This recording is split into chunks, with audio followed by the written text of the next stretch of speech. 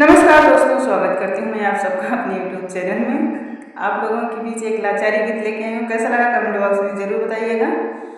दूसरा से प्रीत लगाया, हमार बदनामी कराया। दूसरा से प्रीत लगाया, हमार बदनामी कराया।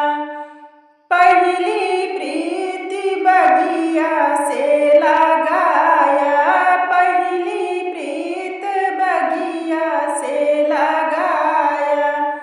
नेबुला तोड़ के लाया, हमार बदनामी कराया। नेबुला तोड़ के लाया, हमार बदनामी कराया।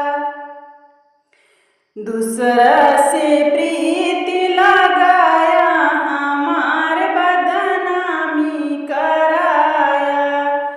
दूसरी प्रीत कुआना से लगाया। दूसरी प्रीत कुआना से लगाया।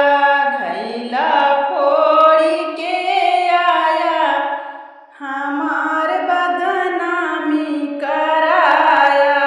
घैला फोड़ के आया, हमार बदनामी कराया।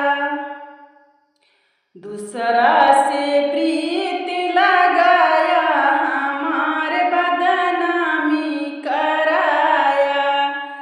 तीसरी प्रीत महलों से लगाया। तीसरी प्रीत महलों से लगाया। रनिया के आपन बनाया, हमार बदनामी कराया। रनिया के आपन बनाया, हमार बदनामी कराया। दूसरा से प्रीत लगाया, हमार बदनामी कराया। दूसरा से प्रीत